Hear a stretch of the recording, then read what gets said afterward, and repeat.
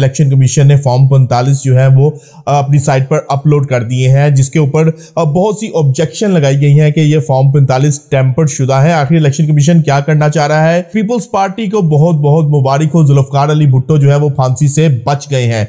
आखिर ऐसा क्या हुआ है कि जुल्फकार भुट्टो की फांसी के हवाले से जो है वो बहुत बड़ा सवालिया निशान लग गया है। बुशरा बीबी के वकील लतीफ खोसा ने दावा किया है कि बुशरा बीबी को स्लो पॉइजनिंग की जा रही है। आखिर इन्होंने इतना बड़ा दावा किस बुनियाद पर किया है? इमरान रियाज खान की गिरफ्तारी और उनके ऊपर मुकदमात के हवाले से अब उनका क्या मुस्तकबिल है, बहुत अहम तरीन आज के व्लॉग में हम तमाम तर जो है वो खबरें देने जा रहे हैं।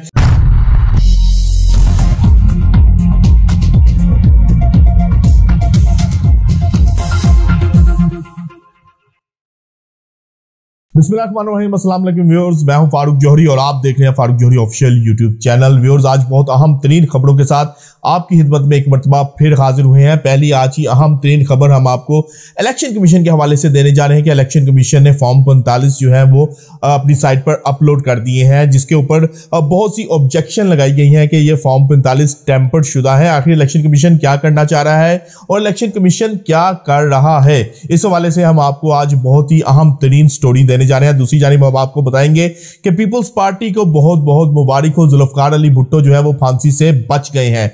आखिर ऐसा क्या हुआ है कि जुल्फकार भुट्टो की फांसी के हवाले से जो है वो बहुत बड़ा सवालिया निशान लग गया है। इस वाले से भी आज बहुत अहम तरीन खबर हम आपको देने जा रहे हैं। तीसरी बहुत अहम तरीन खबर हम आपको देने जा रहे हैं कि बुशरा बीबी के वकील लतीफ खोसा ने दावा किया है कि बुशरा बीबी को जो है वो स्लो पॉइजनिंग की जा रही है। इतना बड़ा दावा किस बुनियाद पर किया है, इस हवाले से भी आज के व्लॉग में हम आपको बहुत अहम तरीन स्टोरी देने जा रहे हैं। चौथी जानिब हम आपको बताएंगे कि इमरान रियाज खान की गिरफ्तारी और उनके ऊपर मुकदमात के हवाले से अब उनका क्या मुस्तकबिल है, बहुत अहम तरीन जो है आज के व्लॉग में हम आपको तमाम तर जो है वो खबरें देने जा रहे हैं। लेकिन इससे पहले कि हम खबरों की डिटेल में जाएं, फारूक जौहरी ऑफिशियल यूट्यूब चैनल को सब्सक्राइब करना ना भूलिएगा और बेल आइकन का बटन प्रेस करना ना भूलिएगा।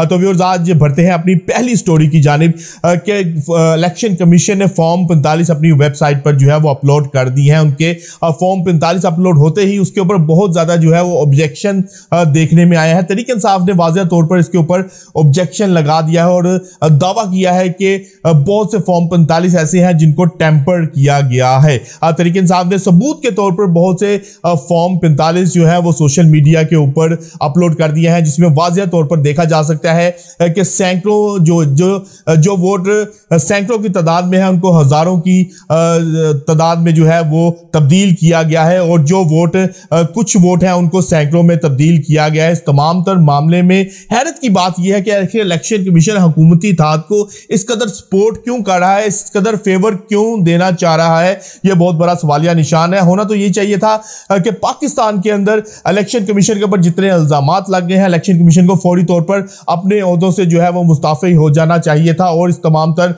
वाकये की जो है वो जुडिशल इंक्वायरी या फिर एक हाई लेवल पर इंक्वायरी की जानी चाहिए थी कि आखिर इलेक्शन कमीशन के ऊपर जो इल्जामात लगे हैं इस हवाले से कितनी सच्चाई है और कितनी जो है वो ये तमाम इल्जामात झूठ पर मबनी है। लेकिन इलेक्शन कमीशन अपनी सीट पर अब तक जो है वो बड़ा जमान है और तमाम तर मामलात को लेकर चल रहा है। अगर यही सूरत हाल रही, पाकिस्तान में यही सब कुछ चलता रहा तो वो दिन दूर नहीं जब तमाम तर सिस्टम के ऊपर से अवाम का एतबार, अवाम का एतमाद जो है वो उठ जाएगा और तमाम तर सिस्टम जो है अवाम इसको मानने से इनकार कर देगी। इसलिए बहुत जरूरी है कि इलेक्शन कमीशन को फौरी तौर पर उनके ओहदों से हटाकर इस तमाम तर मामले की इंक्वायरी होनी चाहिए कि आखिर आम इंतखाबात के ऊपर इस तरह बड़ा सवालिया निशान किस तरह से आया है, किस तरह से फॉर्म 45 जो है वो टेम्पर्ड किए गए हैं। इस तमाम तर मामले के पीछे इलेक्शन कमीशन क्यों ऐसा कर रहा है, हुकूमती इत्तेहाद को क्यों फेवर देना चाह रहा है, इस तमाम मामले की इंक्वायरी बहुत जरूरी है। बढ़ते हैं अपनी दूसरी अहम तरीन स्टोरी की जानिब कि पीपल्स पार्टी को बहुत बहुत मुबारक हो, जुल्फकार अली भुट्टो फांसी से बच गए हैं। जी व्यूअर्स, आपने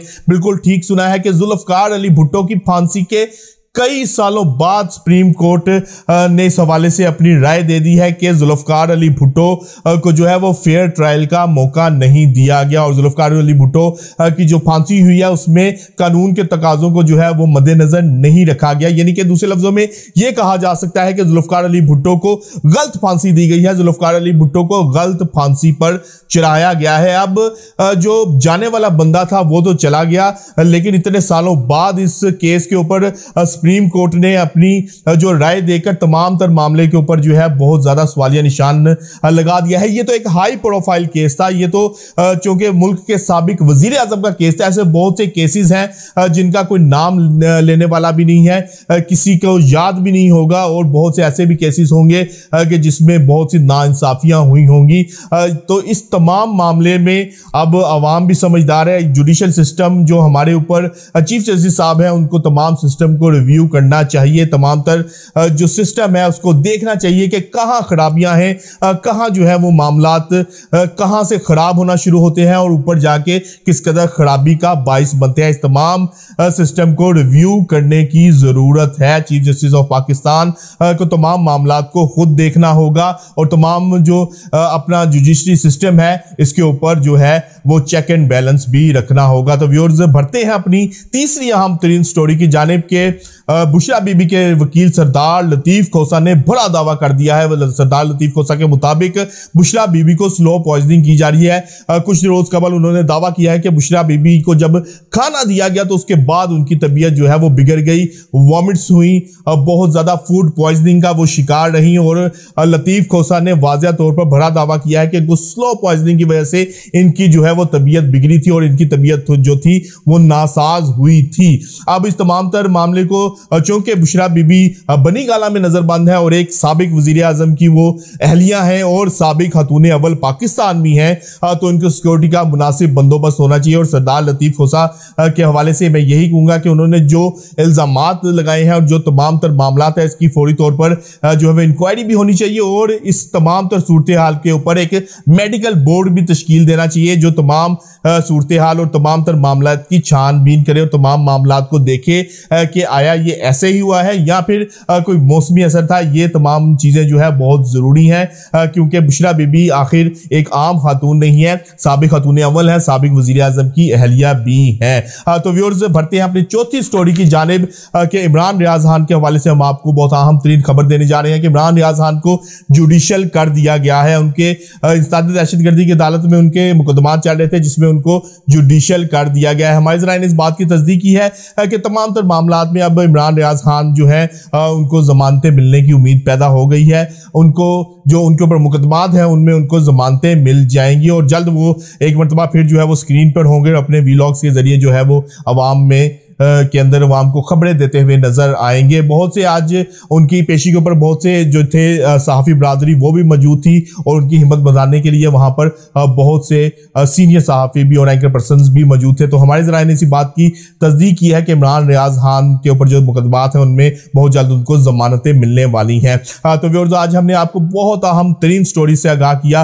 पहली अहम तरीन स्टोरी हमने आपको इलेक्शन कमीशन के हवाले से दी है कि इलेक्शन कमीशन जो कुछ कर रहा है आखिर हैरत की बात है वो ऐसा क्यों कर रहा है, हुकूमती इत्तेहाद को क्यों इतनी फेवर दी जा रही है। दूसरी जानिब हमने आपको बताया कि भुट्टो फांसी से किस तरह से बच गए हैं और किस तरह से तमाम तर मामलात में भुट्टो साहब के साथ जो है वो सुप्रीम कोर्ट की राय की रोशनी में एक नाइंसाफी हुई है। एक बंदा जान से चला गया लेकिन अब जो कई सालों बाद उस तमाम तर मामले को लेकर जो है वो राय दी गई है। और तीसरी अहम तरीन खबर हमने आपको बुशरा बीबी के हवाले से दी है। व्यूअर्स, बहुत अहम तरीन खबरों के साथ कल तक के लिए अपने मेजबान अपने भाई फारूक जौहरी को इजाजत दीजिएगा। अल्लाह हाफिज।